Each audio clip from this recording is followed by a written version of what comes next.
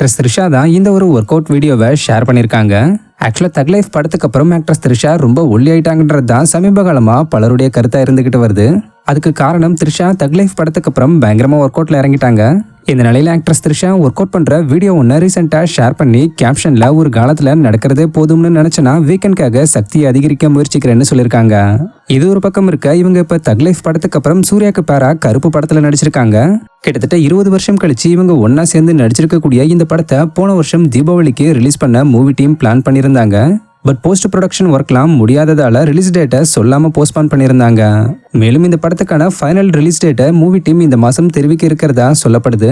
So Surya Trisha காம்போவை திருப்பியும் தியேட்டர்ல பார்க்க நீங்க இந்த அளவுக்கு ஈகரா காத்துக்கிட்டு இருக்கீங்கன்னு கமெண்ட்ல சொல்லுங்க. இது மாதிரியான அப்டேட்ஸ்க்கு மறக்காம நம்மளோட சேனலை சப்ஸ்கிரைப் பண்ணிக்கங்க.